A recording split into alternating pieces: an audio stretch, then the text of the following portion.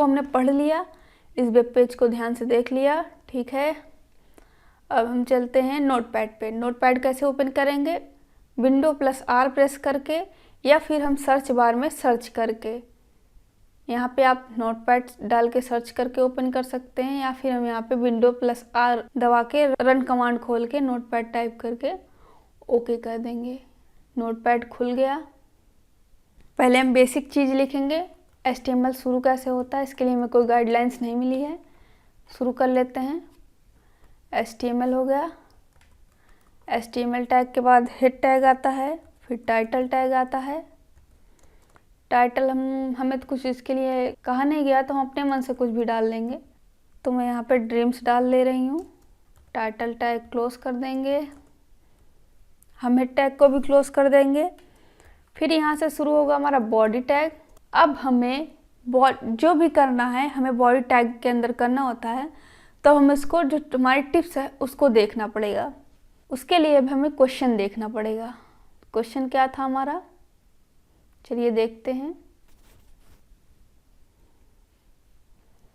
हाँ, तो क्वेश्चन पे आ गए हम।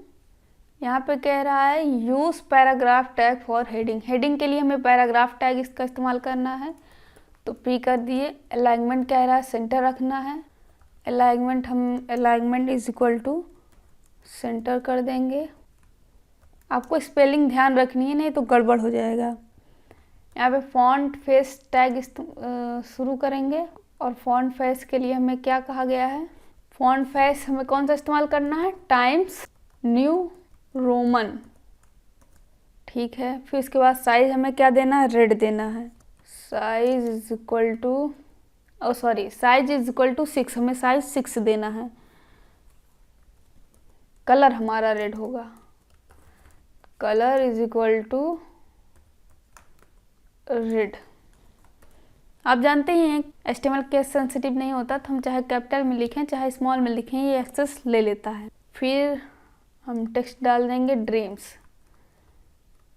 यहाँ पे देखिए हमने क्या क्या इस्तेमाल किया है इसके लिए। जैसे जैसे इंस्ट्रक्शन दिया गया था वैसे वैसे हम काम कर रहे हैं। पैराग्राफ टैग शुरू कर दिए, अलाइनमेंट सेंटर दे दिए, font face Times New Roman दे दिया, साइज 6 दे दिया, कलर रेड दे दिया, फिर अब टाइटल डाल दिए ड्रीम्स। अब यहाँ पे हम पैराग्राफ टैग क्लोज करेंगे, फॉन्ट टैग भी क्लोज हो जाएगा यहीं पे। अब हम चलते हैं वेब पेज को देखते हैं। यहाँ पे देखिए जो पैराग्राफ है वो दूसरे लाइन से शो हो रहा है, तो हमें यहाँ पे BR टैग का इस्तेमाल करना होगा ताकि लाइन ब्रेक हो जाए, नहीं तो पैराग्राफ वहीं से शुरू होगा। फिर नेक्स्ट पॉइंट पे चलते हैं। फॉर द पैराग्राफ, हमें पैराग्राफ के लिए क्या इस्तेमाल करना है? पैराग्राफ इस्तेमाल करना है। P टैग इस्तेमाल करेंगे। फिर फॉन्ट फेस हमें क्या रखना है? थोमा रखना है। साइज कितना कहा गया है? 3 कहा गया है। और मैं यहाँ पे पैराग्राफ पूरा टाइप कर दे रही हूँ जो लिखा है वहाँ पे।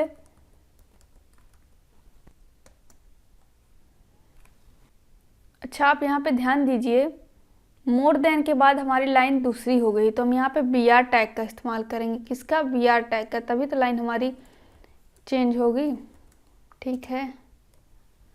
सेकेंड पॉइंट भी हमारा कंप्लीट हो गया। फिर इसके बाद थर्ड पॉइंट, फॉन्ट टैग हमें यहाँ पे नहीं क्लोज करना, ठीक है, मैंने नहीं किया यहाँ पे। अब हमें डायरेक्शन से डेडलाइन के लिए प्री टैग का इस्तेमाल करना है, ठीक है। प्री टैग डालते हैं,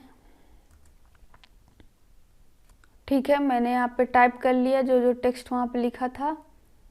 अब हम प्री टैग को क्लोज कर देंगे, और फिर पैराग्राफ टैग भी क्लोज। हमारा फोर्थ पॉइंट भी कंप्लीट हो गया। अब क्या कह रहा है? प्री टैग को क्लोज करने के बाद हमें जो नेक्स्ट लाइन है गोल से लेके प्लान तक, वो जो टेक्स्ट है वो हमारा क्या हो? सेंटर में हो। तो उसके लिए हम क्या करेंगे? कुछ नहीं, सिर्फ सेंटर टैग का इस्तेमाल करेंगे। सेंटर, और जो टेक्स्ट था उसको टाइप कर देंगे। अब हम यहाँ पे फॉन्ट टैग क्लोज करेंगे, सेंटर टैग क्लोज करेंगे। अच्छा, एक बात बताइए कि आपको यहाँ पे जो फॉन्ट टैग को क्लोज नहीं करने का कारण पता है आपको किस लिए कहा कि उस फॉन्ट टैग आप क्लोज मत कीजिए, क्योंकि हमें यहाँ पे गोल के आगे सेंटर टैग लिखना था। यहाँ पे अगर हम फॉन्ट फेस क्लोज कर देते तो हमको यहाँ पे सेंटर टैग का यूज़ करने के लिए फॉन्ट फिर से लिखना पड़ता है, इसलिए हमें फॉन्ट टैग को क्लोज करने के लिए मना किया गया था। और ये भी देखिए इस पॉइंट में हमें क्लियर हो जा रहा है कि अगर आपने फॉन्ट टैग प्री टैग के पहले बंद कर दिया है तो उसके लिए ये जो टेक्स्ट है गोल से लेके प्लान तक, उसके लिए आपको फॉन्ट टैग फिर से ओपन करना होगा। अगर आप इस पॉइंट को फॉलो नहीं कर रहे हैं तो आप यहाँ पे जो सेंटर लिखे हैं यहाँ पे आपको फॉन्ट टैग फिर से ओपन करना होगा सेंटर टैग के लिए इस्तेमाल करने के लिए। अगर आप नहीं बंद किए हैं तो फिर कोई बात नहीं, आप सेंटर डायरेक्ट लिख के टेक्स्ट का इस्तेमाल कर सकते हैं। ये पॉइंट हो गया। नेक्स्ट पॉइंट क्या कह रहा है कि हमें इस टेक्स्ट के लिए हमें फॉन्ट फेस इस्तेमाल करना होम वर्ड बाउंड। एक बार हम पेज को देख लेते हैं, वेब पेज हमारा कैसा है। यहाँ पे देखिए लाइन ब्रेक है, तो हम यहाँ पे BR टैग का इस्तेमाल करेंगे। आपको वेब पेज को देख के ऐसा वेब पेज एक तैयार करना है, तो उसको ध्यान में रखना होगा। और हम यहाँ पे टेक्स्ट डाल देते हैं। तो हमने इस पॉइंट को भी कंप्लीट कर लिया। और हमें यहाँ पे सेंटर के लिए तो कह नहीं रहा कि हमें सेंटर में लिखना है टेक्स्ट, लेकिन हम सेंटर टैग का इस्तेमाल करेंगे, क्योंकि अगर हम वेब पेज पे जाएं तो ये जो हमारा ये टेक्स्ट लिखा है सेंटर पे लिखा गया है, तो हम सेंटर टैग का इस्तेमाल करेंगे।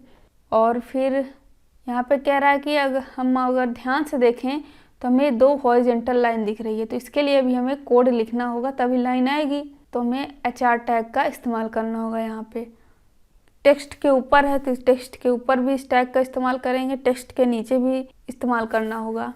और इसकी हमें साइज विड्थ की साइज कितना रखना होगा, तो हम HR टैग शुरू करते हैं, यहाँ पे लगाते हैं।